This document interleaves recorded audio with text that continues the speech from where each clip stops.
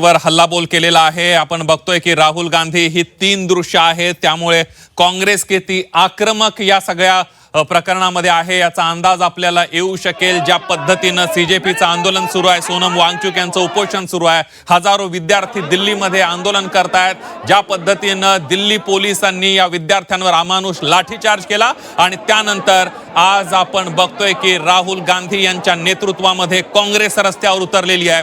काँग्रेसनं पंतप्रधान नरेंद्र मोदी संसदेमध्ये का येत नाहीत, गृहमंत्री अमित शाह संसदेमध्ये का येत नाहीत, मग देशामध्ये चाललेल्या घडामोडींसंदर्भात चर्चा कुणाशी करायची असा सवाल राहुल गांधी यांनी उपस्थित केला आणि त्यामुळेच पंतप्रधानांच्या निवासस्थानाच्या परिसरामध्ये राहुल गांधी यांच्या नेतृत्वात काँग्रेसच्या खासदारांनी आंदोलन सुरू केलं आणि त्यानंतर जवळपास 2 तासानंतर पोलिसांनी संपूर्ण आंदोलनाला, काँग्रेसच्या खासदारांच्या आंदोलनाला घेराव घातला। काही जे खासदार आंदोलक होते त्यांना बळजबरीनं ताब्यात घेण्यात आलं आणि या सगळ्यामध्ये भाजप सरकार, केंद्र सरकार, दिल्ली पोलीस गुंडगिरी करत असल्याचा आरोप काँग्रेसच्या खासदारांनी केलेला आहे।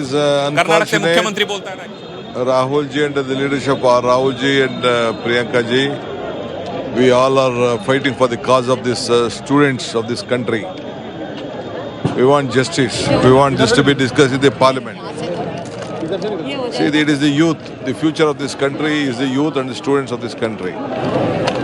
It is our right. It is our constitution right to give them protection. So we are peacefully protesting it. Now forcibly they are trying to block us, arrest us. Okay, it is their will. But Rahul ji, Priyanka ji and all of us, about more than 100 parliament members are here. No one is afraid for this all arrest. We will face it. Ultimately, we want justice. We want justice to be provided to the youth and students of this country. Until justice is been given, this moment will go. So we have to help the students. You will see the pain what the students, because the future lies with them for this country. Thank you so much, sir. मैदानात उतरलेत अशी प्रतिक्रिया DK Shivakumar कर्नाटकच्या मुख्यमंत्र्यांनी दिलेली आहे। ते सुद्धा राहुल गांधींच्या आंदोलनामध्ये सहभागी झालेले आहेत। ही 2 दृश्य आपण बघतोय कशा पद्धतीने राहुल गांधी यांना ताब्यात घेण्यात आलं। या दृश्यात मैं आपको एक बात कहूं, सिर्फ विपक्ष एकजुट नहीं हुआ है। संभवतः बीते 20 वर्षों में मैंने बहुत आंदोलन देखे, मैं पढ़ाता भी हूं विश्वविद्यालय में ये विषय।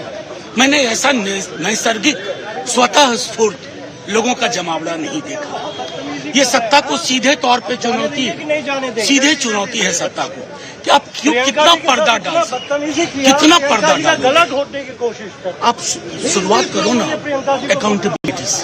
प्रधानमंत्री मोदी जी बड़ी बड़ी बातें करते, आपको बच्चों का दर्द नहीं दिखता। वो किसके बच्चे थे, आपसे क्या मांग रहे थे साहब? माफी मांगिए, गद्दी छोड़िए, बहुत दिन रह लिए। अब मांग क्या है आप लोगों की? कल से हाउस सीधी तो देखिए, हाउस चलना आप क्या चाहते हैं कि कब्रिस्तान में विवाह के गीत गाए जाए, शमशान में विवाह का गीत गाया जाए? अब तैयार तो हो, एक्नॉलेज तो करो। आप वो नहीं कर रहे हो और नौटंकी करवा रहे हो। केंद्र सरकार आणि पंतप्रधान, गृहमंत्री नौटंकी करत असल्याचा आरोप विरोधी पक्षांकडून केला जातोय। ही 2 दृश्य आपण बघतोय ज्या वेळेला राहुल गांधी आणि प्रियांका गांधी यांना ताब्यात घेण्यात आलं त्यावेळची ही दृश्य आहेत। कशा पद्धतीनं लोकसभेच्या विरोधी पक्षनेते असलेले राहुल गांधी यांना पोलिसांनी ताब्यात घेतलेलं आहे।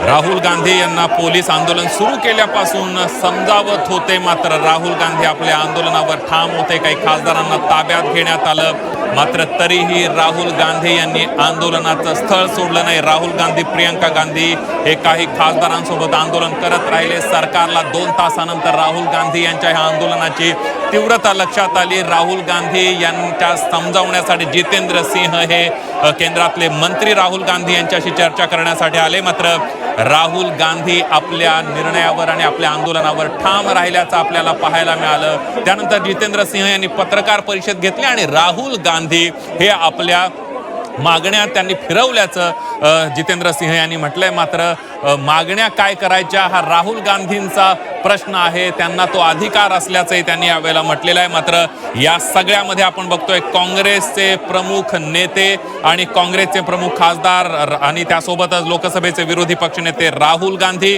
प्रियंका गांधी यांना पोलिसांनी ताब्यात घेतलेलं आहे. अखिलेश यादव यांना सुद्धा पोलिसांनी, दिल्ली पोलिसांनी ताब्यात घेतलेलं आहे. या तिन्ही महत्वाच्या नेत्यांना अक्षरशः उचलून पोलीस गाडीमध्ये कोंबण्यात आलेला आहे. राहुल गांधींना ज्या पद्धतीनं पोलिसांनी ताब्यात घेतलेलं आहे ती दृश्य आपण बघतोय, कशा पद्धतीनं राहुल गांधी यांना पोलिसांनी ताब्यात घेतलेलं आहे. पोलीस ज्या नेत्याला ताब्यात घेत आहेत तो लोकसभेचा विरोधी पक्ष नेता आहे. ही दृश्य तुम्ही बघा.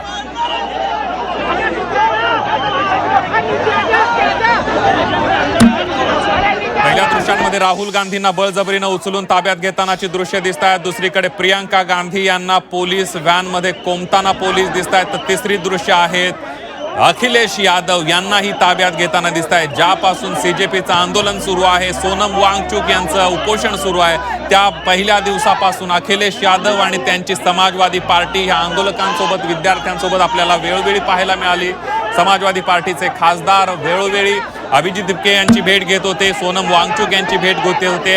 त्या सगळ्यामध्ये अखिलेश यादव यांच्या पत्नी खासदार डिंपल यादव यांनीही अनेक वेळेला सोनम वांगचुक यांची भेट घेतली, दिपके यांची भेट घेतली. आणि त्यासोबतच काल ज्या वेळेला या सगळ्या विद्यार्थ्यांवर दिल्ली पोलिसांकडून अमानुष अशा प्रकारचा लाठीचार्ज होत होता, त्यावेळेस सपाचे खासदार डिंपल यादव या सुद्धा या आंदोलकांसोबत होत्या असं आपल्याला दिसून आलेलं होतं. आपण जखमी आंदोलकांची काळजी घेताना आपल्याला त्या दिसत होत्या. डिंपल यादव आणि अखिलेश यादव राहुल गांधींसोबत आज आंदोलनात सहभागी झाले. ही 3 दृश्य आपण बघतोय. ज्या पद्धतीनं विद्यार्थ्यांचा आंदोलन चिरडण्याचा प्रयत्न केंद्र सरकारनं केला असा आरोप विरोधकांकडून होतोय, CJP कडून होतोय. आणि ज्या पद्धतीनं लाठीचार्ज करण्यात आला, एकतर धर्मेंद्र प्रधान यांच्या राजीनाम्यासंदर्भात कोणतीही कारवाई केली नाही, विद्यार्थ्यांच्या सगळ्या मागण्यांसंदर्भात विचार केला नाही आणि विद्यार्थ्यांवर केलेली अमानुष मारहाण, जे लाठीचार्ज जो आहे, लाठीचार्ज करण्याचे कोणतेही नियम पाळले गेले नाही दिल्ली पोलिसांकडून. सगळ्यात म्हणजे सिव्हिल ड्रेसवर काही पोलीस होते, पोलिसांच्या काठ्या त्यांच्या हातात होत्या. ते खरंच पोलीस होते का असाही सवाल CJPनं केलेला आहे. काही पोलीस होते, काही ऍक्शन फोर्सचे जवान होते, त्यांच्या नेमप्लेट हटवण्यात आलेल्या होत्या. तो लाठीचार्ज नव्हता तर ती अमानुष मारहाण होती, अशा प्रकारचा आरोप सुद्धा CJP कडून करण्यात आलेला आहे. ये मांग की है गृहमंत्री आए, दोनों सदनों में बयान दे, उस पर चर्चा हो. जिस तरीके से हमारे लोकतंत्र और हमारे संविधान पर हत्या हो रही है, जो हमारे युवाओं पर अत्याचार हो रहे हैं.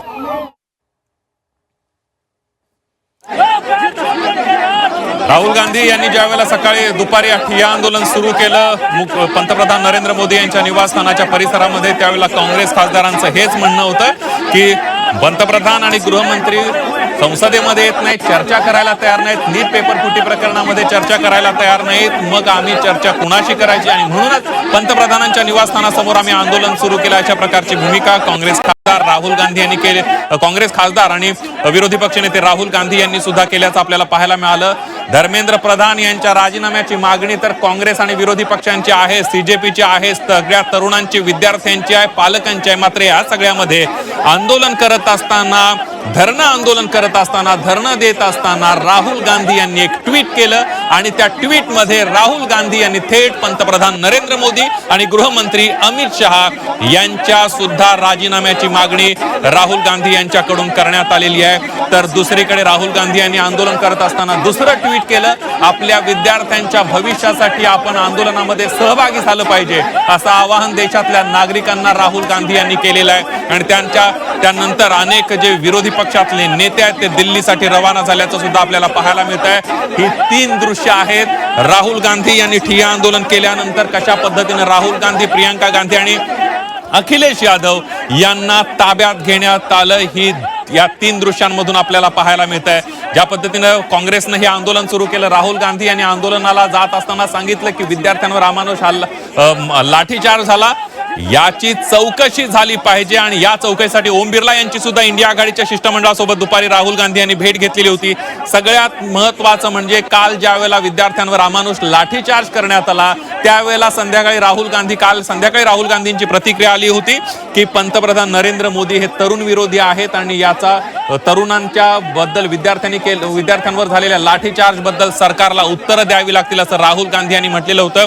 आज सकाळी मात्र राहुल गांधी ऍक्शन मोड मध्ये आल्याचं पाहायला मिळालं. राहुल गांधी यांनी आज सकाळी पहिल्यांदा जे जखमी विद्यार्थी झालेले होते कालच्या आंदोलनामध्ये पोलिसांच्या लाठीचार्ज मध्ये, या सगळ्या विद्यार्थ्यांची राहुल गांधी यांनी रुग्णालयात जाऊन विचारपूस केली. त्यांना कशा पद्धतीनं पोलिसांनी लाठीचार्ज केला हे राहुल गांधी यांनी विचारलं. त्यानंतर राहुल गांधी यांनी इंडिया आघाडीचं शिष्टमंडळासोबत लोकसभेचे जे अध्यक्ष आहेत ओम बिर्ला यांची भेट घेतली. नीट पेपर फुटी संदर्भात धर्मेंद्र प्रधान यांच्या राजीनाम्याची तर मागणी केलीच, मात्र ज्या पद्धतीनं अमानुष लाठीमार या कालच्या विद्यार्थ्यांवर सगळ्या करण्यात आला त्याची चौकशी करण्यात यावी अशी सुद्धा मागणी राहुल गांधींनी केली. आणि त्यानंतर राहुल गांधी थेट पोहोचले पंतप्रधान नरेंद्र मोदी यांच्या निवासस्थानाच्या परिसरामध्ये. जवळपास 101 खासदारांसह राहुल गांधी यांनी ठिय्या आंदोलन सुरू केलं आणि त्यासोबतच केंद्र सरकारच्या विरोधात काँग्रेसच्या खासदारांनी जोरदार घोषणाबाजी केल्याचंही पाहायला मिळालं.